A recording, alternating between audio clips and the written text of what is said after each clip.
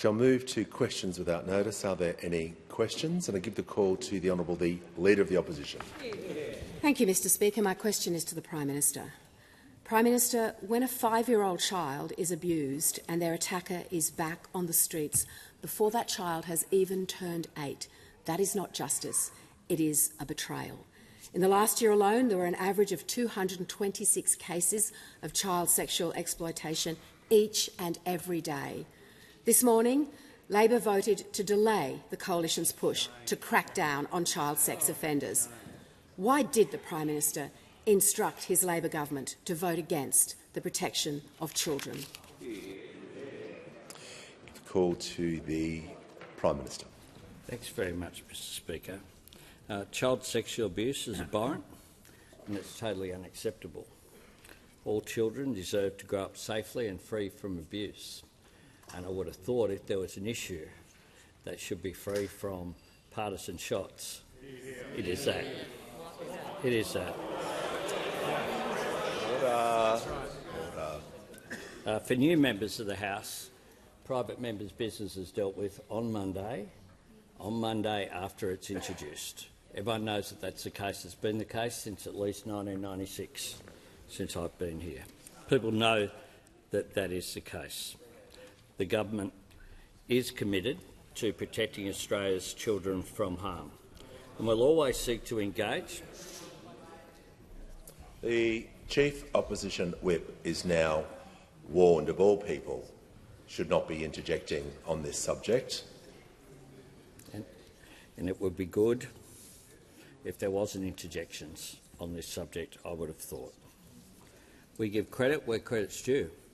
I give credit to Peter Dutton for the work that he did as Minister in establishing the Australian Centre to Counter Child Exploitation in 2018. This was a critical initiative backed by the then opposition and now supported by the current government. That's the way that we deal with these things. And in 2020, the opposition, then under my leadership, without shots across the chamber, supported the then coalition government in introducing mandatory minimum sentences for the most serious Commonwealth child sex offences and repeat offenders.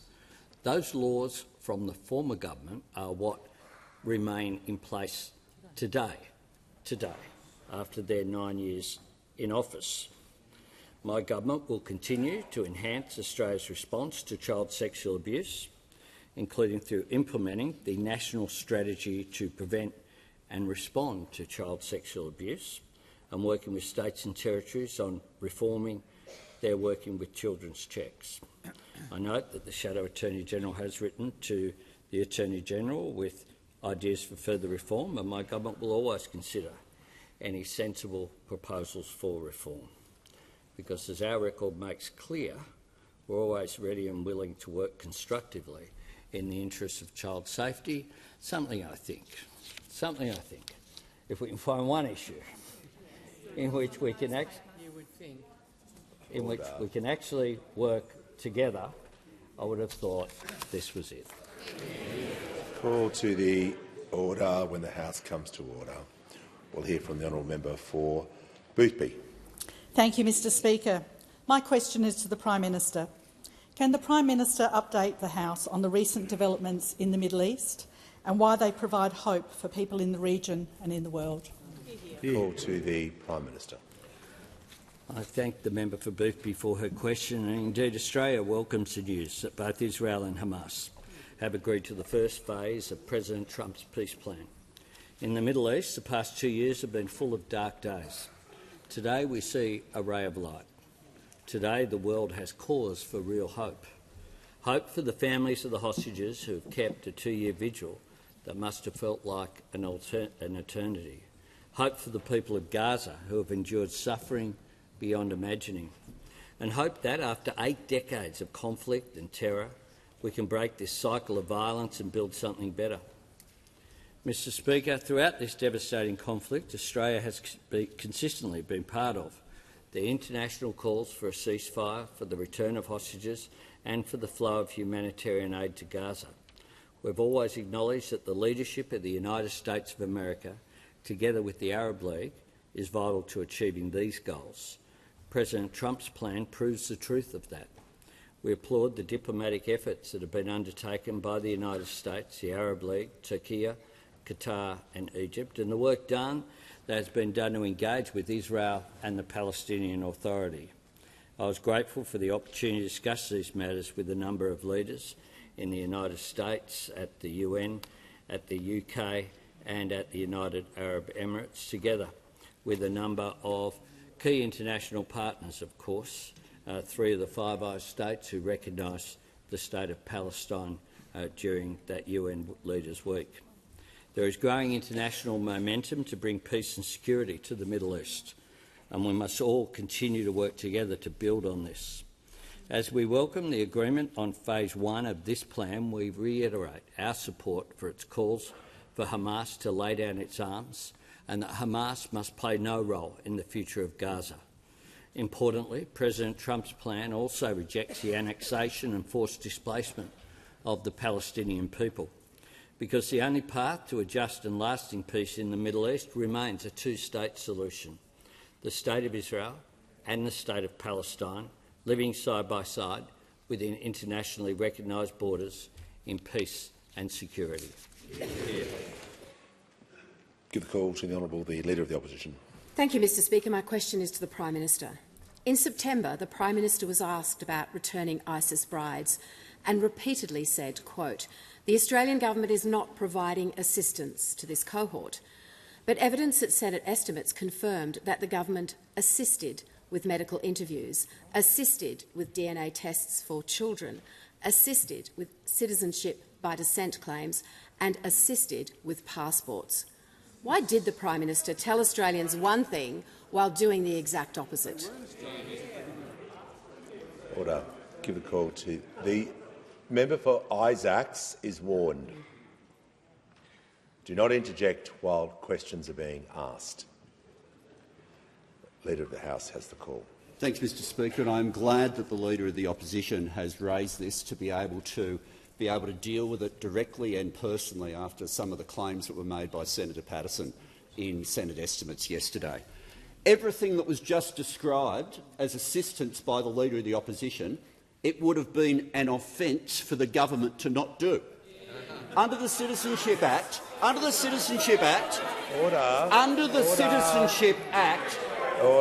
once someone applies, there is an obligation to make a decision according to law.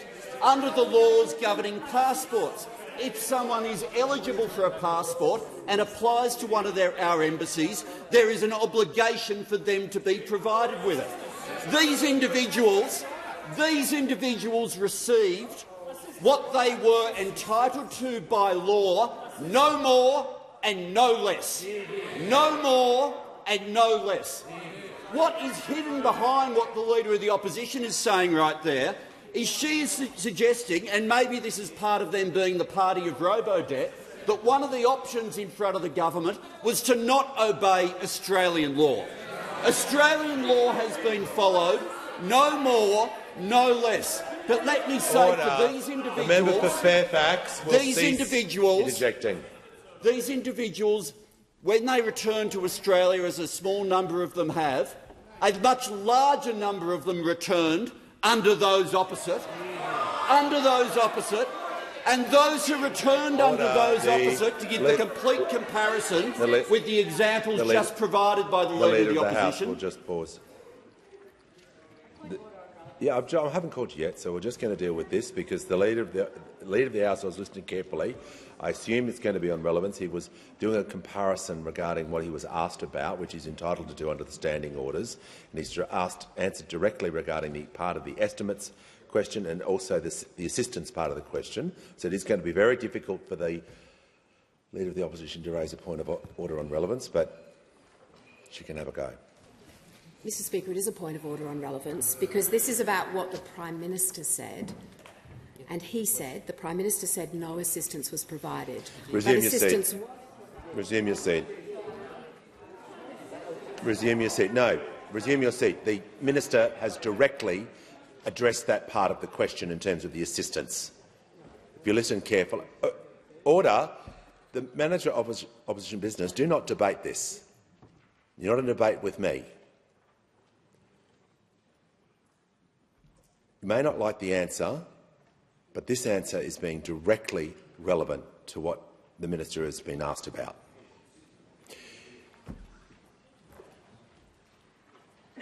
The member for Nichols will leave the chamber under 94A. Well, the member for Fisher can leave the chamber under 94A. And thank you for being honest. Order. Order. Order. We're returning the House to order. The Leader of the House. Thanks, Mr Speaker. And I'll give you an example of a series of people where no support was given to them, just as no support was given to this cohort. When those returned under the previous government who had fought for ISIL, they came back, no support was given to them by the coalition. When some of them had provided support to ISIL, no support was given to them. When some had joined other Islamic extremist groups, in the words of those opposite in a question they answered about those who returned under them, no support was given to them. And when people recently returned to Australia, no support was given to them. Call to the honourable member for Bendigo. Thank you, Speaker. My question is to the Treasurer. How has the Albanese Labor government's responsible economic management helped to ease the cost of living for Australians? And what are the risks of other approaches? Call to the Treasurer. Thanks, Mr Speaker. Thanks to the member for Bendigo for her question, which reflects her focus on the cost of living in her community and also in our government. Mr Speaker, this week and every week since the election has made one thing really clear. They are divided and we are delivering. We are delivering cheaper medicines and student debt relief, tax cuts and help with electricity bills and cheaper batteries, real wages growth, rises in aged care wages and the minimum wage, protecting penalty rates, 5% deposits, more urgent care clinics, 12% super guarantee and paying super on paid parental leave, Mr Speaker.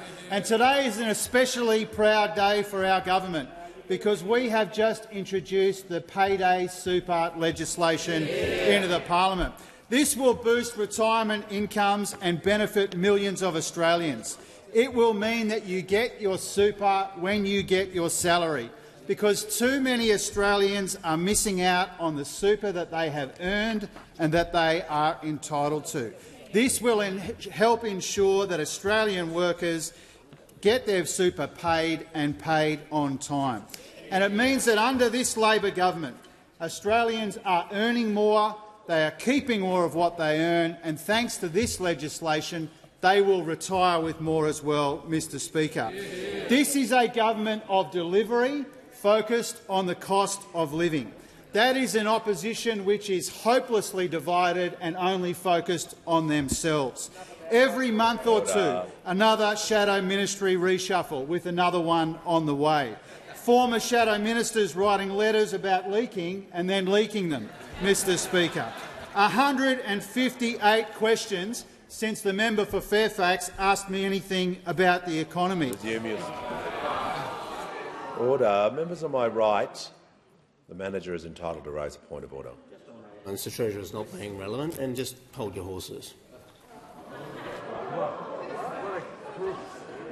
The order. The Treasurer, on the point of relevance, was asked about other proposals. He is 2 minutes in. Just going to make sure his answer, if he's talking about other proposals, it's being directly relevant to the question he was asked about in terms of cost of living. Treasurer has the call. Thank you, Speaker. The point that I'm making is that we're delivering help with the cost of living. Their division would cost Australians when it comes to the economy. They are a mess, Mr Speaker. We've got the opposition leader punishing the member for Canning the harshest way she knows by making him sit next to the member for Barker. And Mr Speaker, he's okay with that because he used to sit near the member for Fairfax, Mr Speaker. Now, we will not be distracted by the unedifying spats on that side of the House between the far right and the further right, Mr Speaker. We will stay focused on the main game, which is the cost of living. They have not learned a thing from the election. They have not changed a bit. They are divisive. They are divided. This government is delivering. Before I call the member for Mayo, I'm pleased to inform the House that present in the gallery today is a Canberra Fellowship delegation from Sri Lanka. On behalf of all members, I wish you a warm welcome to Australia and to the House of Representatives. Give the call to the member for Mayo. Thank you, Mr Speaker. My question is to the Minister for Defence. In September 2024, I asked if the Woodside Barracks would remain operational and if the government would rule out selling the site for housing. The Minister responded that Defence Estate audit received by the government in December 2023 was awaiting response. After nearly 2 years, no response has been published, nor has the Minister responded to my letter of 13 May this year. When will the Minister reveal the future of Woodside Barracks? My community is very concerned about this. Call to the Minister for Defence and the Deputy Prime Minister. Well, I thank the member for her question.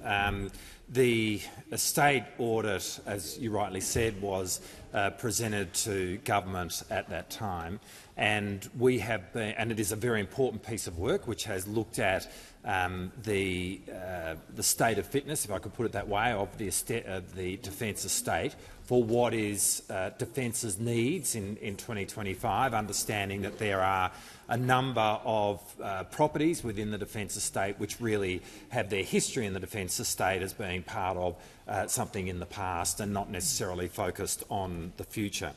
The really important piece of work which was undertaken, as I've previously said, did have implications in terms of personnel, and to be frank, it required more work in terms of a government response than we initially anticipated, and it was to that end that we took more time in terms of developing the response, and I've previously spoken about that. What I would say to the member now is that we have been working on this at a pace since the election, and we will be in a position to respond to that audit in the very near future.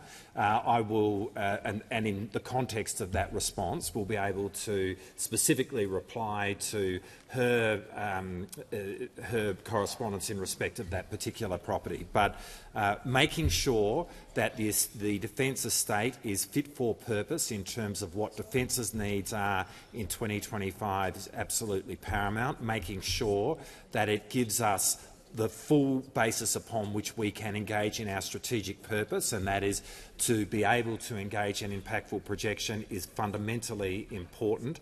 And I do thank those who had worked on the Defence Estate audit. I would also like to just acknowledge the Assistant Minister for Defence, the member for Wills, who has been working on this since the election, and you will be hearing from the government very shortly in respect of this. Call to the member for Ford. My question is to the Minister for Housing, Homelessness and Cities. How is the Albanese Labor government tackling the housing crisis by building more homes, supporting renters and backing in first home buyers? Are there other approaches being put forward? Call to the Minister for Housing, the Minister for Homelessness and the Minister for Cities. Thank you, Speaker, and I thank the member for Ford for his question. The member for Ford has tens of thousands of people living his electorate who are today getting a hand with their housing needs from our Albanese government. And, Speaker, I know he's a passionate advocate for making sure that his constituents get into their first home. Speaker, in Ford alone, more than 2,000 people have taken up our government's 5% deposit program to get into their first home since we were elected in 2022. The member for Ford has lots of renters living in his electorate, Speaker. In his electorate alone, more than 20,000 people have received an almost 50% increase to their Commonwealth rent assistance. That's 20,000 out of 1 million households around the country. But, Speaker, that's not it. As part of our work for renters, the Prime Minister has ensured that every single renter in our country is today getting better rental standards because of his willingness to push the states to implement a better deal for renters. Now, renting is really tough, Speaker. When our government thinks about housing policy, it's renters that we have in mind. So it was really encouraging to see some reporting today that rents across the capital cities have now stabilised for 5 quarters. This is really good news, even though there's a lot more work to do. Now, Speaker, when I talk to renters, I usually get one single message from them. Whatever their current housing challenges, the thing that bothers them the most is that many cannot see a realistic pathway to getting into a home of their own. And, Speaker, that is why our government has expanded our 5% deposit program to make every single first home buyer in our country eligible for government support. Now, Speaker, our 5% deposit program will slash the average time it takes for a deposit to save for a deposit from over a decade to just 2 to 3 years. Now, Speaker, I've talked a bit about some central pieces of the government's agenda just now, and I really want you to understand that none of the critical actions on the housing crisis that we are taking today is supported by the opposition, who, over a wasted decade, sat on the benches behind me doing absolutely nothing about the housing challenges that were growing before their eyes. Now, Speaker, they then spent the following 3 years being housing hypocrites, trying to slow us down and hold us back from addressing the crisis while complaining that not enough was being done. Now, Speaker, what worries me the most about all this is that we're in this new term of parliament, there's fresh faces, there's fresh air in the chamber, but the same old negative attitudes prevail. We heard the opposition housing spokesperson say today of the government's agenda, the government, quote, shouldn't be doing things at all. The opposition doesn't want us to build more homes. They don't want us to help renters, and they don't want us to support more Australians into home ownership. Speaker, they have not a single useful thing to say about one of the biggest issues facing the country. Well, we've got a $43 billion agenda, building more homes, helping renters get a better deal and getting more Australians into home ownership. Call to the member for Herbert. Thank you, Speaker. My question is to the Prime Minister. Evidence from the Australian Federal Police at Senate estimates yesterday confirmed that more ISIS brides would be arriving in Australia over the next 12 months. Prime Minister, will the government be honest this time and tell the Australian people how many more ISIS brides will return, when they will arrive and where they will live? Call to the Prime Minister. Speaker, the assumptions in the question are wrong, because the assumptions suggest that they're coming back to Australia with our support, which they are not. Call to the honourable member for Hasluck. Thank you, Speaker. My question is to the Minister for Employment and Workplace Relations. How are the Albanese Labor government's reforms helping with the cost of living relief for working Australians? Why is this needed after a decade of wages being kept deliberately low? Call to the Minister for Employment and the Minister for Workplace Relations. Well, thank you, Speaker, and I'd like to thank the member for Hasluck for her question and the hard-working advocacy she does on behalf of her constituency. Our government is committed to delivering cost-of-living relief for Australians, including delivering real wage increases for our hard-working workers. Of course, getting wages moving is a core part of our government's agenda, with our workplace relations reforms designed to reinvigorate enterprise bargaining and get wages moving. Of course, these reforms were desperately needed after a decade of coalition government which presided over low wages, which they used to brag about as being part of a deliberate design feature of their economic policy. Well, our laws are now working. They are getting wages moving. We have now seen economy-wide annual real wage increases above inflation for the past 7 quarters in a row. Wages grew by 3.4% in the 12 months to the June quarter, representing a real wage increase of 1.3%. That is the strongest annual real wages growth we have seen in 5 years. And we've seen the longest run of annual real wage growth at or above 0.7% for a decade. Now, wages increases are even higher for those workers covered by enterprise bargaining agreements. The latest data revealed that approved agreements in the June quarter this year delivered an annual wage increase of 4.2%, and this is up from 3.8% recorded in the March quarter and above the average over the last 5 years. And the private sector is leading the way, with newly approved enterprise agreements in the most recent quarter recording higher pay increases compared to approvals in the public sector. Now, of course, from July 1 this year, the minimum wage and award workers saw a 3.5% increase. This decision followed our government's submission calling for an economically sustainable real wage increase for Australia's award-reliant workers. This, of course, was ongoingly rejected by those opposite. We've protected the pay packets of those award-reliant workers who work weekends, unsociable hours, by enshrining protections of their penalty rates in law. Under our government, we're seeing real wages grow, unemployment remaining at historically low levels and inflation coming down. And while those opposite continue to be preoccupied by their own melodrama, which could rival the bold and the beautiful, our government, who is focused on delivering for Australian workers and delivering for Australian people.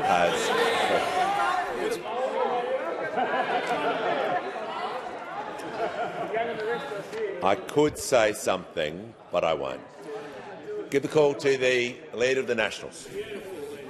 Thank you, Mr Speaker. My question is to the Minister for Climate Change and Energy.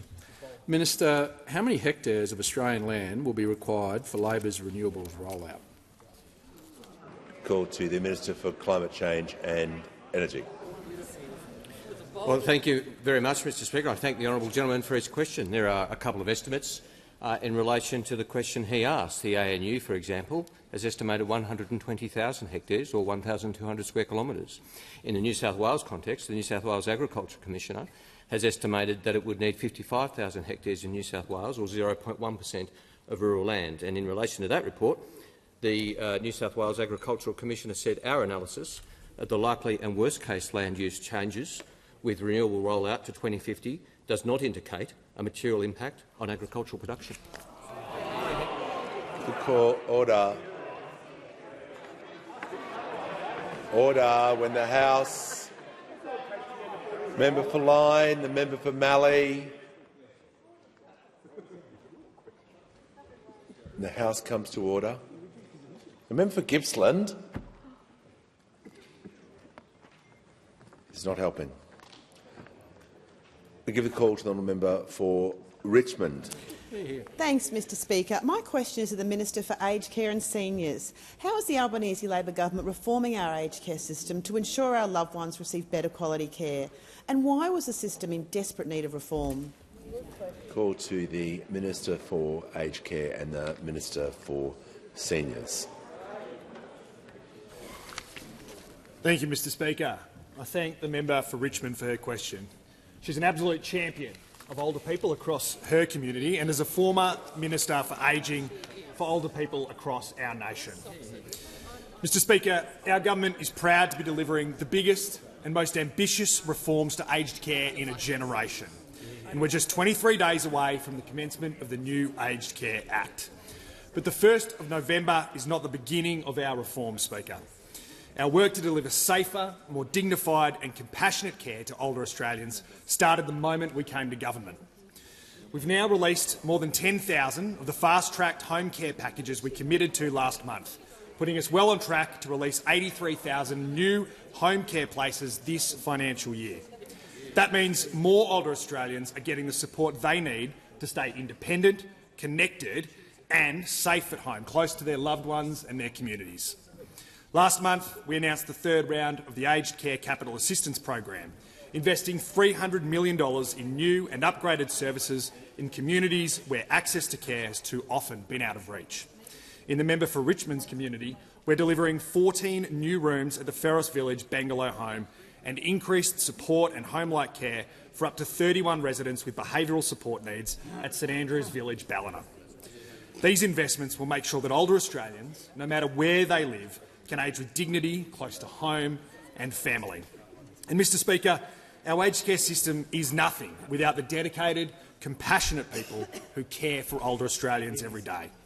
Last week, the Treasurer and I visited the Callumvale Seniors Expo in his electorate to mark yet another round of the Labor government's pay rises for aged care workers. Now, these highly skilled workers do some of the most important work in our community, and they are finally being recognised and rewarded for it, with the average registered nurse now $28,000 better off every single year.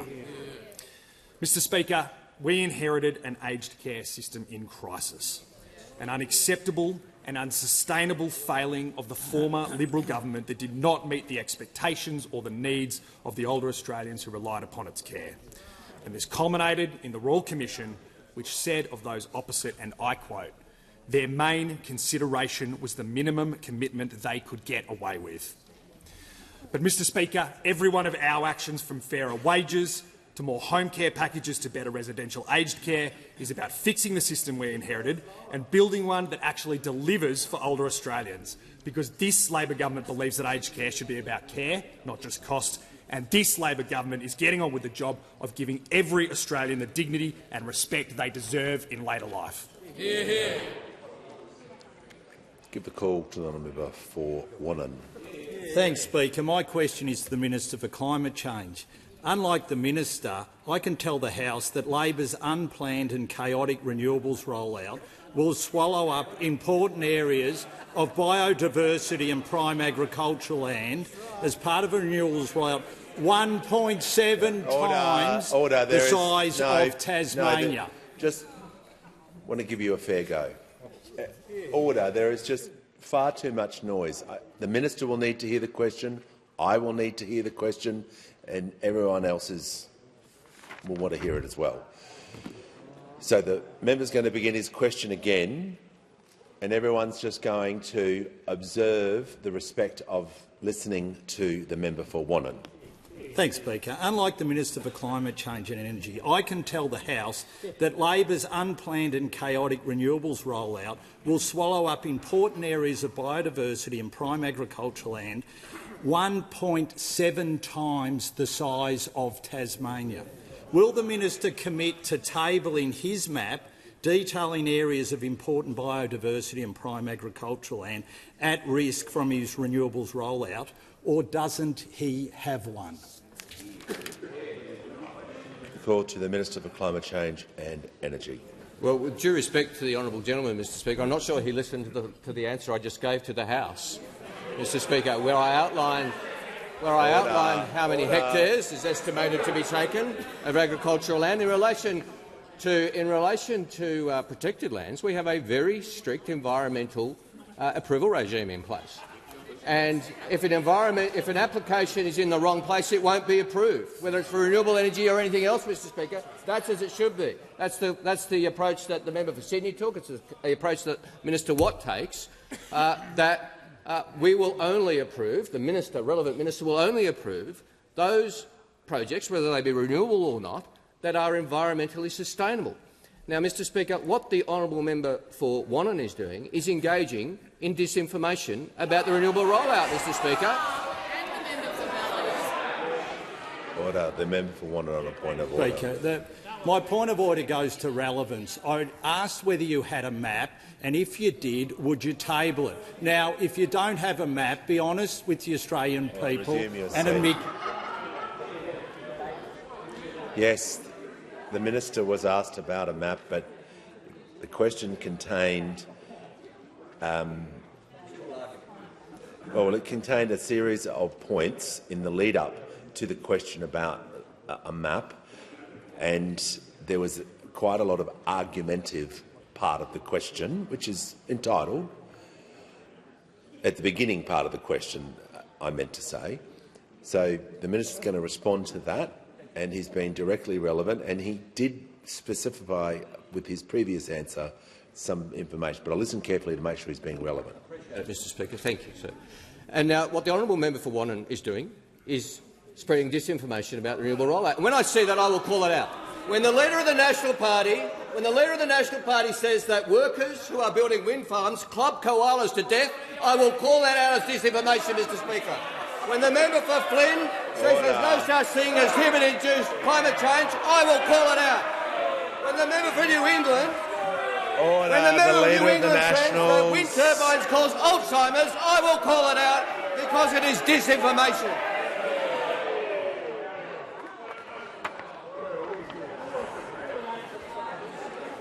Order. Now, we'll just order. The member for Wannon is seeking a point of order. Thanks, Speaker. I'd like to table a document from the University of Queensland and Princeton which shows that your renewables rollout will be 1.7 times or greater the size of— It's okay. All right. Yeah, okay. Okay, you've made the point. Yep. You put the request in, no problem. The Leader of the House? No. Okay. Now we'll move to the order. Order. Members are entitled to ask the question and to table documents. That's nothing controversial. Order. Member for Goldstein will cease ejecting. The member for Lyne, when I'm settling the House, it's not the time to jump in. Because I'd like to hear from the member for Barton.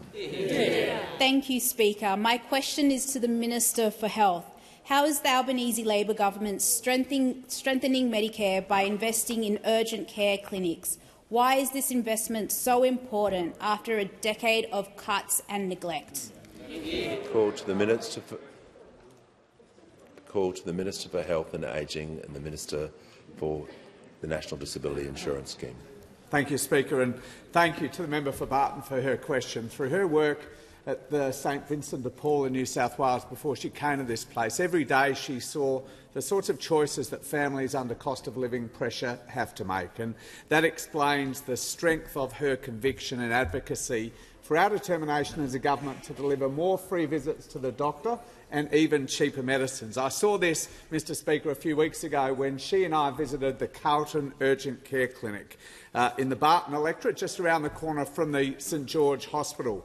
Already, since it opened last year, it's seen about 18,000 patients completely free of charge. Patients like Gabrielle, who said on Google Review, "I've been here twice with my 92-year-old mum, and each time the service has been caring, thorough and informative.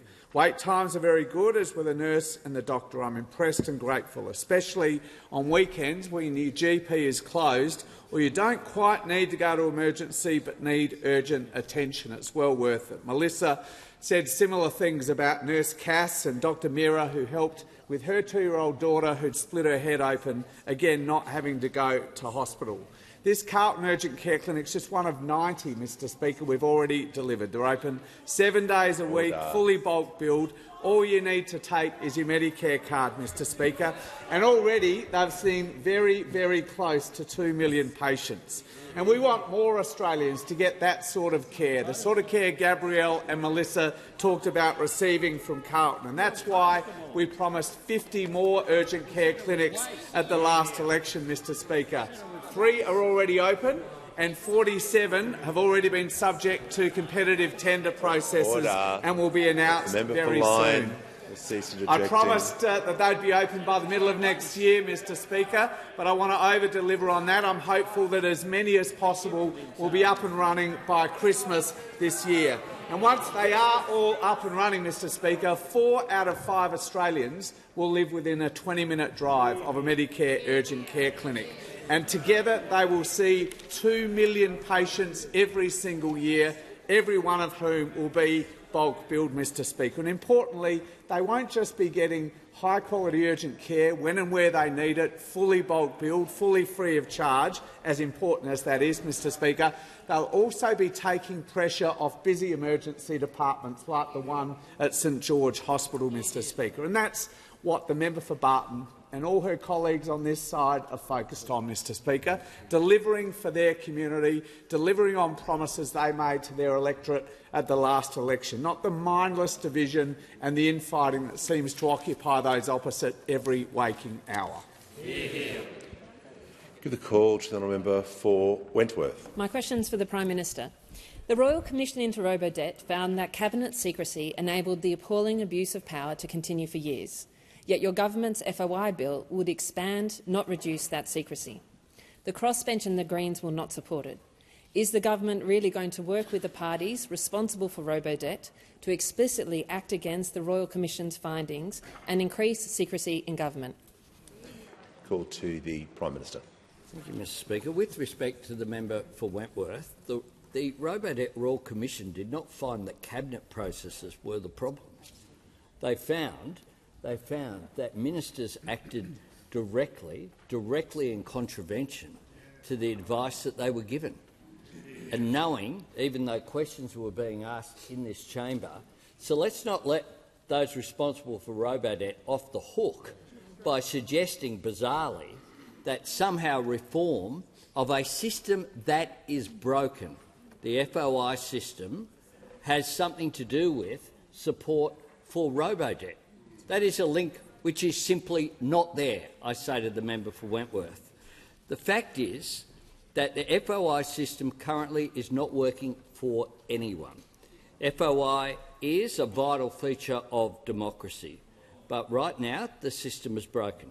The current framework was established in the 1980s, and one of the things that's occurred is that some of those crossbenchers, I don't know if the member for Wentworth is one of them, have participated in a business model where a failed former senator has set up a model where they're actually paid to put in FOI requests, thereby costing taxpayers money twice the way through.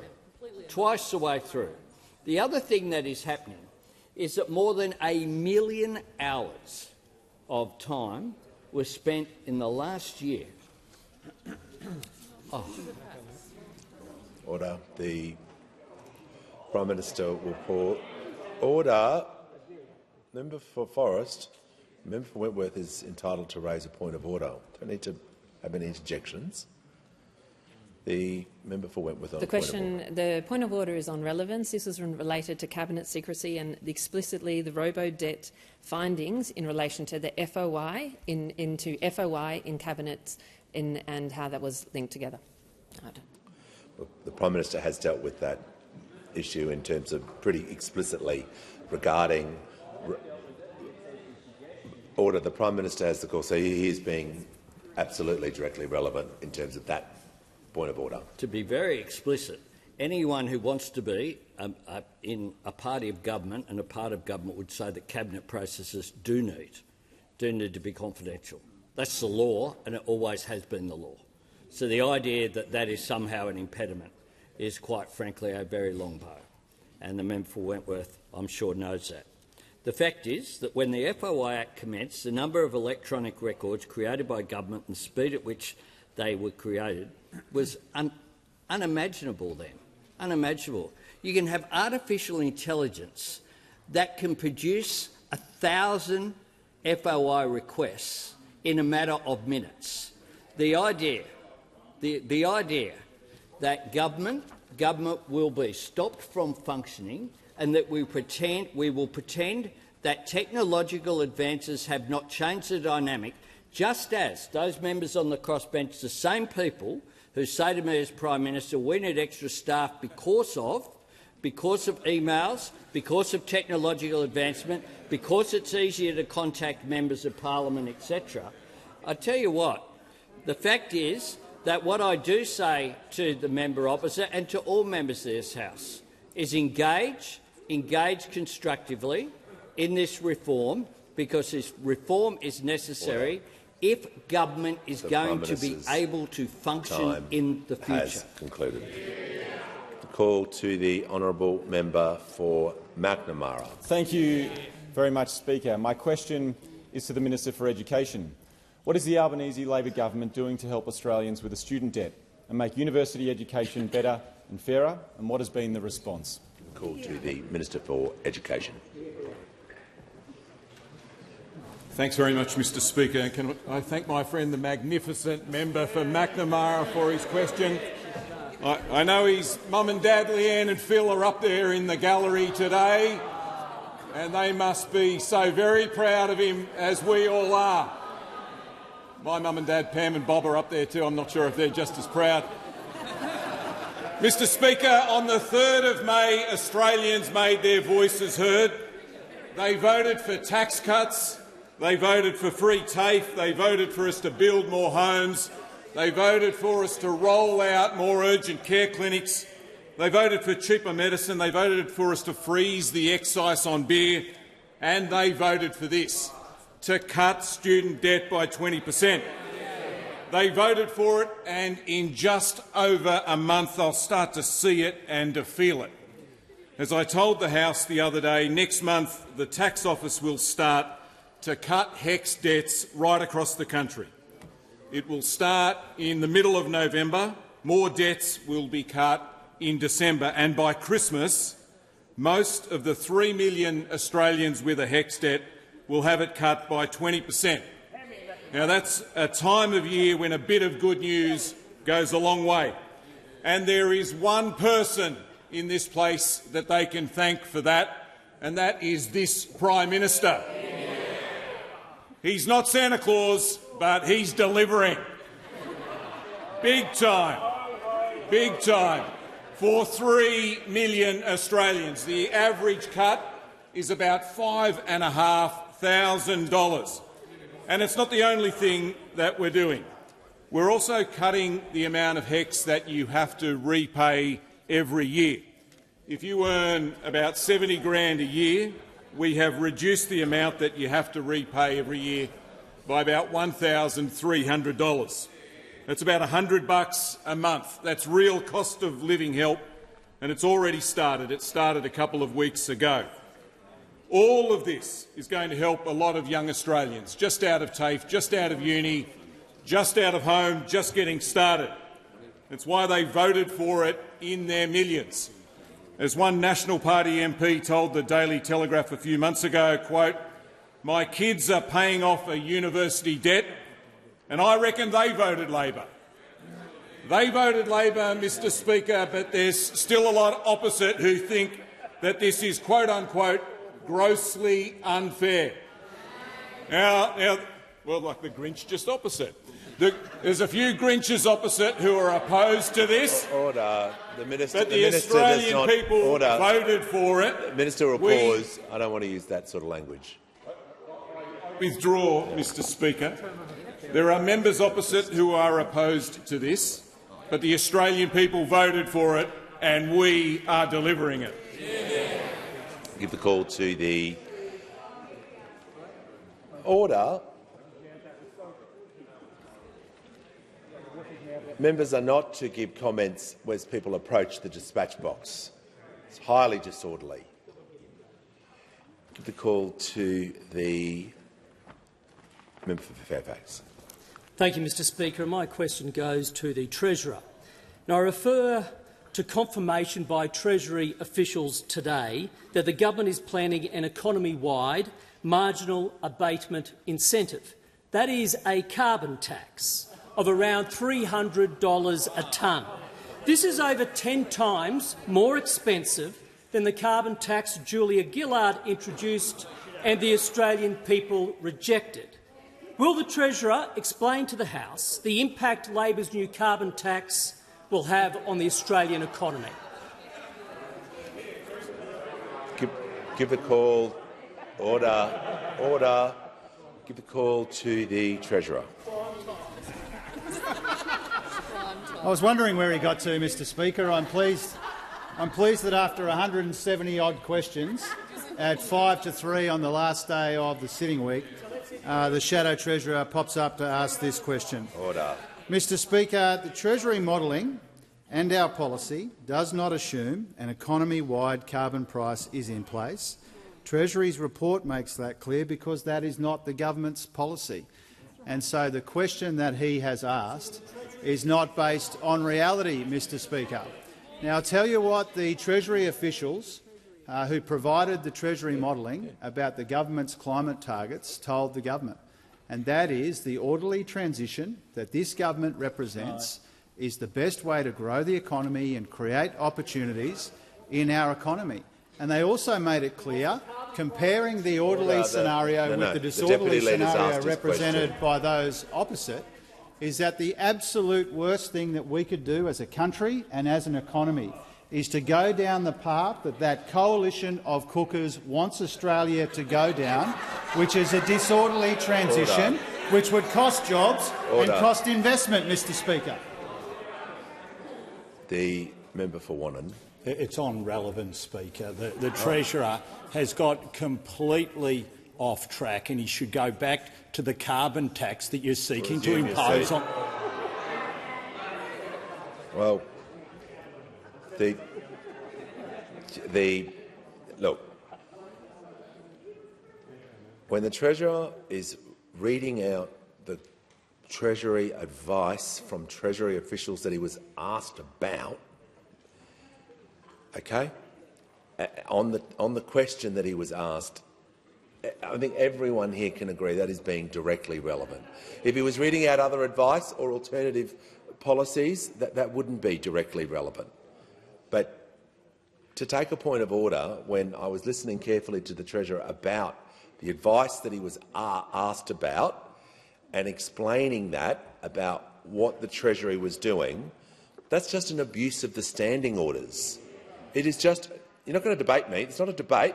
You're not going to defy me. I'm just trying to explain to the House, when a person is asked, a minister is asked a question about, it's just a pattern I want to cease.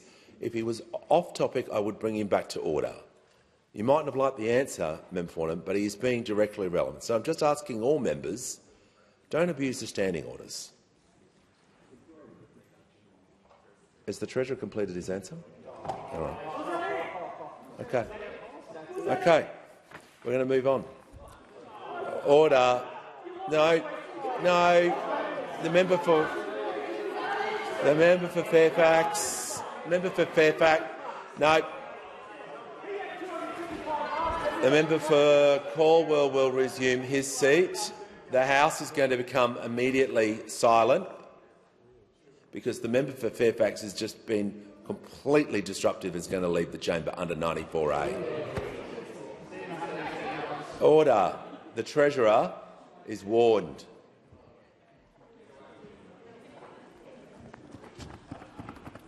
Member for Wright. I know who's in the gallery, and you'll be in trouble as well. Your lovely mum. Give the call to the honourable member for Caldwell. Thank you, Speaker. My question is to the Minister for Skills and Training. How is the Albanese Labor government's free TAFE program helping Australians to pursue new qualifications and careers? How have Australians responded to free TAFE? Call to the Minister for Skills and Training. Thanks, Speaker. And I thank my friend the member for Caldwell for his question. He gave an extraordinary first speech in this place, and he's carried on exactly as that left off. In his electorate too, there has been extraordinary support for free TAFE, a commitment that we took to the 2022 election and which we have delivered, Speaker, which we have delivered, because free TAFE is breaking down the barriers to students getting skills they need for jobs that we need doing. And, Speaker, since the program started, we have seen 685,000 free TAFE enrolments. That's hundreds of thousands of Australians benefiting from free TAFE, saving on the cost of their course and getting skills that we need that often before simply weren't affordable. A student in Queensland now can save $15,000 on a diploma of nursing, and a student in Western Australia $3,500 on a Certificate 3 in Early Childhood Education and Care. And a student from Broadmeadows in the member for Caldwell's electorate can also save up to $15,000 in doing their Cert 4 Building and Construction Diploma. And as I announced last week, there have now been around 190,000 course completions. And that's, of course, more people to build the homes that Minister O'Neill is working towards. It's more Australians to care for those unwell, and also for our youngest and our oldest Australians too. And the member asked me about how Australians have responded to free TAFE. Well, on the 3rd of May, Australians voted to back in free TAFE. And hundreds of thousands of Australians are voting with their feet to enrol in free TAFE courses. And, Speaker, on this side of the House, everyone backs free TAFE 100%. But we know those opposite are against free TAFE. In fact, Speaker, it might be the only thing they agree on. It might be the only thing they agree on. They say too that they're the voice of regional Australia, yet despite the fact that regional communities represent more than 1/3 of all free TAFE enrolments, they stand against it. And more than that, they talk down to those Australians benefiting from free TAFE. The Leader of the Opposition said of free TAFE last year that if you don't pay for something, you don't value it. And then last month she flagged that free TAFE is still on the Coalition's chopping block. She says that it drains resources. And just yesterday, the member for Cook said our free TAFE program is, and I quote him, virtue signalling. What a shameful and contemptuous thing to say to the hundreds of thousands of Australians who are directly benefiting from free TAFE and making their contribution to their communities. The Coalition haven't listened and they haven't learned. And Australians know that only a united Albanese Labor government will back free TAFE and deliver Australians the skills they want for the jobs we need. The call to the honourable member for Warringah. Thank you. To the Prime Minister, will you implement without delay Australian local content quotas for streaming services as promised in 2019, 2022 and again in 2025 to help save the 55,000 jobs in the Australian screen industry? Call to the Minister for Communications and the Minister for Sport. Thank you very much for the question. This is something that the Minister for the Arts and I have been working on together. We agree that local content quotas are very important and that our commitment to the Australian industry, both in communications and in arts, is important, and we'll continue to do that work, and we'll give you an update as soon as we can. I didn't want to interrupt that flow, but just to remind the member, as I did yesterday, and I want to be consistent, I prefer all questions not contain the word you or yours. Give a call to the Chief Government Whip. Thank you, Speaker. My question is to the Minister for Social Services. How is the Albanese Labor government easing cost of living pressures for Australians, including social security payment recipients? Are there any risks to this or alternative policies of which the government is aware? Call to the Minister for Social Services. Well, thank you very much, Mr Speaker, and thanks so much to the member for Lalor, who is a fierce advocate for her local community. Of course, as a Labor government, we want people who can work to work. It's good for them, it's good for our national productivity, and thanks to the strong economic management of this Prime Minister and this Treasurer, we've seen more than 1.1 million extra jobs created since we came to government. We've given every taxpayer a tax cut, and for those workers on a minimum wage, they've seen a pay bump of around $9,000 a year since we came to government. But when people can't work or when they've retired, of course we want a social security system that allows them to live with dignity. And from the 20th of September this year, more than 5 million social security recipients saw a boost in their payments. That includes almost 20,000 people in the member for Lawler's seat, aged pensioners and job seekers. The changes that came into effect on the 20th of September mean that someone on the full age pension got about an extra $30 a fortnight. That means that aged pensioner is about $5,000 a year better off since Labor came to government. A job seeker is about $4,000 a year better off since we came to government. Commonwealth rent assistance has increased. It's gone up by almost 50%, and that means about an extra $1,800 a year. Of course, that builds on cheaper medicines, more bulk billing, fee-free TAFE, 5% deposits, 20% cut to student debts and a whole range of other cost-of-living measures. But we know what would put all of this at risk. Those opposite would, because last time they were in opposition they promised no change to pensions 9 times, and they came to government and they tried to cut the pension by $80 a week and raise the pension age to 70. And now the Leader of the Opposition has actually said that she would look at pension eligibility, indexing programs more smartly, and capping demand-driven programs. Well, what does that mean in practice? We've seen what it means because they've tried it before. Are they going to cap eligibility for demand-driven programs like paid parental leave? Last time they called working mums rorters and double dippers. Are they going to try and cut the pension like they tried to do last time by slashing indexation? Those opposite need to come clear with the 5 million Australians that rely on social security, the 180,000 paid parental leave recipient families every year. What are they going to do? Are they going to cut eligibility? Are they going to slash indexation? Who's going to miss out? We're focused on delivery. They're focused on cuts.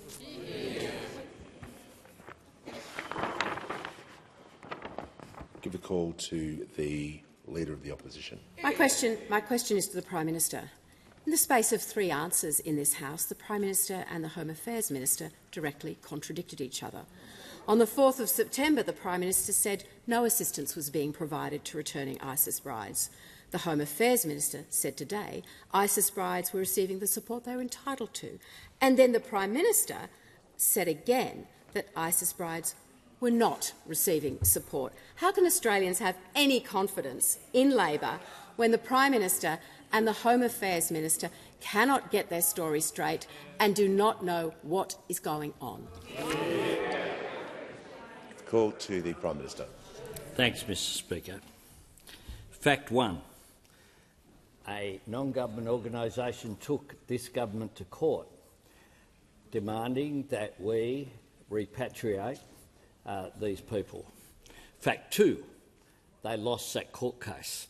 Fact 3, we did not repatriate these people, unlike the former process of both the former government and the government in its first term early on. Fact 4, Chrissy Barrett, in the Senate estimates that the member has referred to. So I'll quote Chrissy Barrett, the AFP Commissioner, very directly.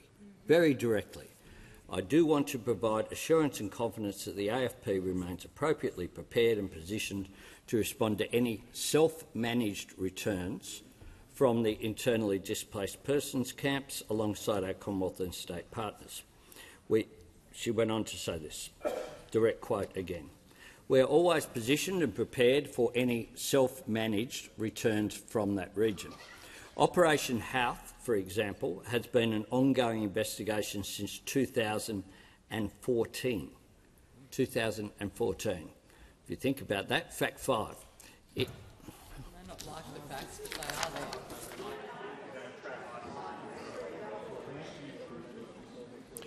The question was about how can Australians have confidence, and I think if the Prime Minister is reading facts in about the question who was asked, it's going to be very difficult to raise a point of order on relevance. Order is on relevance, Mr Speaker, because the substance of my question was the contradiction heard in the House today about assistance and support provided to returning ISIS members, not transcripts from Senate estimates, not statements by the AFP Commissioner. Resume your seat. Yes, that wasn't the question. The question was how can Australians have confidence in the Prime Minister? That wasn't the question. That was in the question, but that wasn't the question. So if you're going to ask a question specifically about confidence and the Prime Minister or any minister is reading facts and then transcripts about the issue that was raised directly in Senate estimates, or I'm not sure where the Commissioner raised those comments, anyone listening to this would say that is being directly relevant. Prime Minister has the call. Thanks, Mr Speaker. Fact 5. 2014, when Operation Houth was established, was under the Abbott government, not under this government, because Australians have rights. The question is whether we are repatriating people. The answer to that is no. If the question is do Australian citizens have rights, the answer to that is of course yes. We are not repatriating these people. And with regard to the AFP Commissioner, evidence in Senate estimates last night was very clear. So we have a number of ongoing investigations and matters that relate to Australians who have travelled overseas.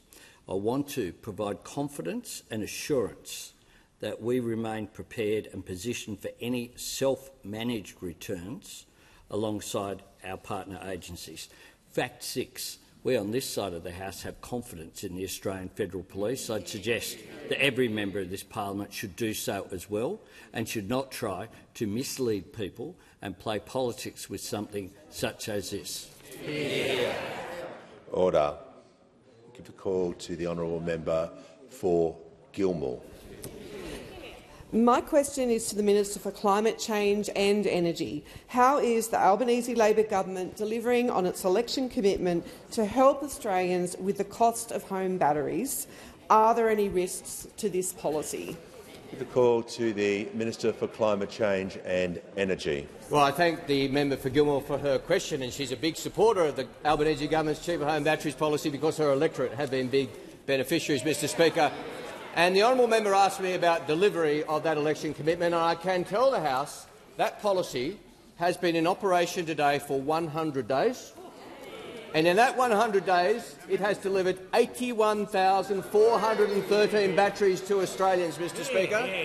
Now, I updated the House yesterday on the league table in Western Australia and New South Wales, and today I'll add Victoria. Congratulations to the member for Indi, who leads the league table in Victoria, and the member for Hawke, who comes second in Victoria, and the member for Flinders, who comes third in Victoria, because this is a regional and outer suburban story, Mr Speaker. And in Queensland, it's a very big day for the member for Wright. Not only is his mum in the gallery, but he leads the league table in Queensland, Mr Speaker.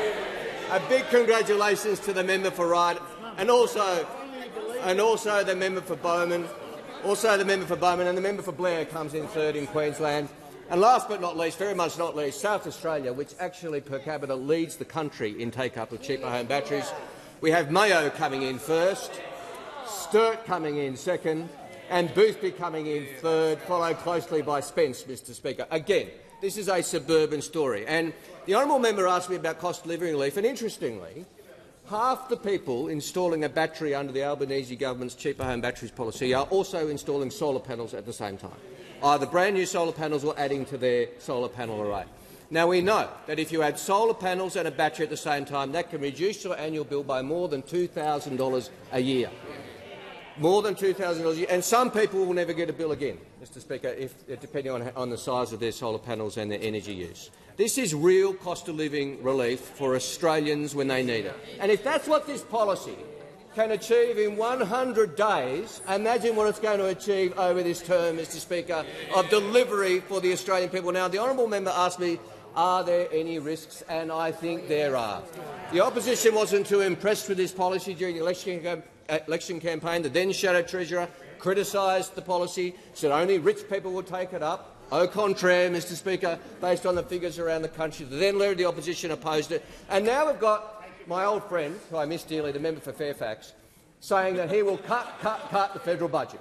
And he's saying that there will be sweeping cuts. Well, will the batteries policy be cut under a Lee administration, Mr Speaker? That's what the Australian people deserve to know. The member for Fairfax, I'm sorry he's left the chamber, but he says he's going to cut policies.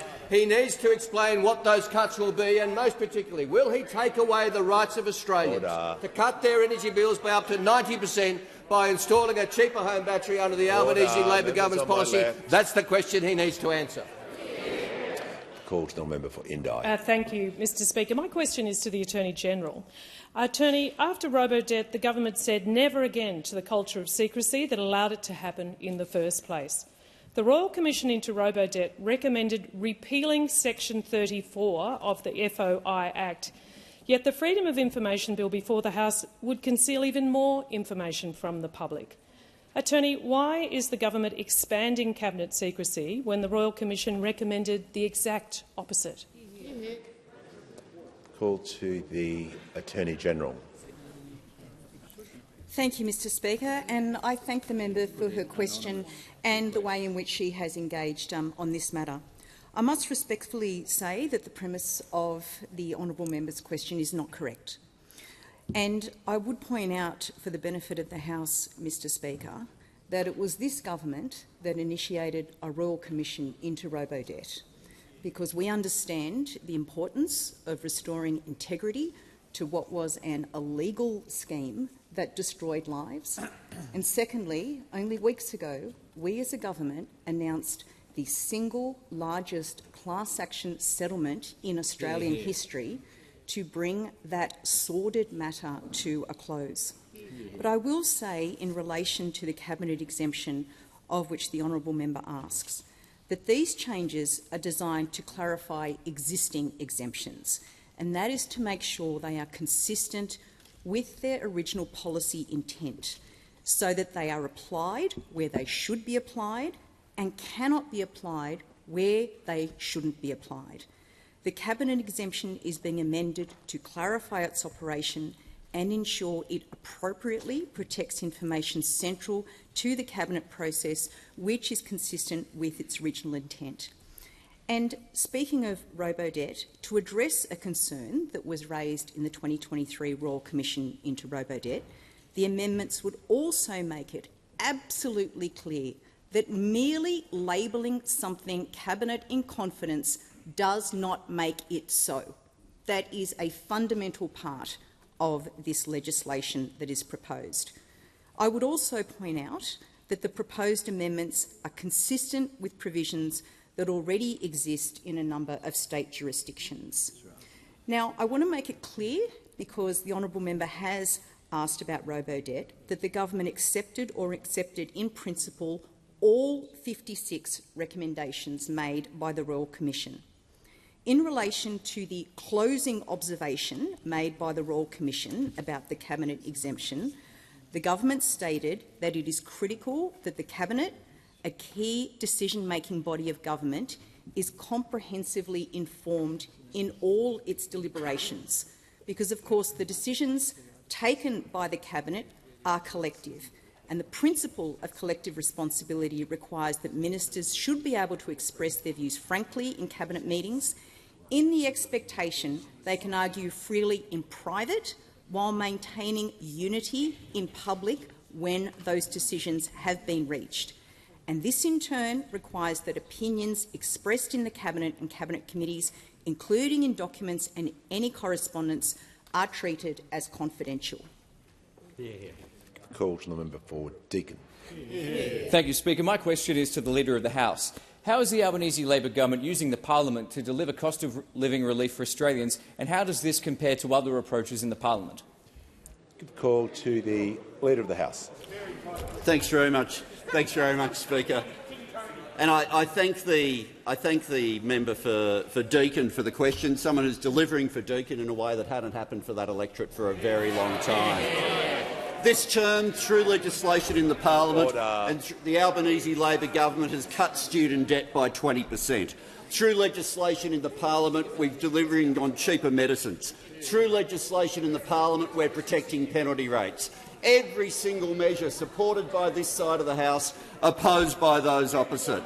Only this week we've introduced further cost of living relief on freezing beer excise and on payday superannuation, and building on what was done in the House last term on tax cuts, on getting wages moving, on energy bill relief, on free TAFE and on building more homes. Every one of these measures, again, supported by this side of the House, opposed by those opposite. But I'm asked about, are there other approaches to delivering on cost of living? And of course, while this side is focused on delivery, that side is focused on division. And the description of themselves used to be given the iconic status, as you'll remember, Mr Speaker, by Scott Morrison when he described them as a Muppet show. But they've gone one step up this week with Jacinta Nampijinpa-Price describing them as a clown show. As a clown show. From Broadchurch to circus tent. Those opposite providing the light entertainment on the hill. And we're never quite sure if the clown show is going to be Scary Clown, the Pennywise of Stephen King's It, or whether they're just going to provide Bozo. The Leader of the Opposition, forever, from the moment she's come into office, has been juggling on a tightrope without a net while below her the extreme right are engaging in a knife-throwing event. The member for Canning, there's no longer a lion tamer. He's broken out of his cage, wandering along the back rows, working out who to attack. The member for New England, the human cannonball of the parliament. And in Sideshow Alley, those booths where the kids can pay some money and look and say, are those Nationals real? Are they real? And outside, as you get at every single circus, there's food stalls with cookers as far as the eye can see. But the ringmaster isn't in the parliament. Every night they go back, they turn on their TV sets once it's dark, and the ringmaster tells them everything to believe and tells them only talk about yourselves, focus on division, let the Albanese Labor government do the delivery. Call Prime Minister. On that note, Mr Speaker, I ask for further questions to be placed on the notice paper.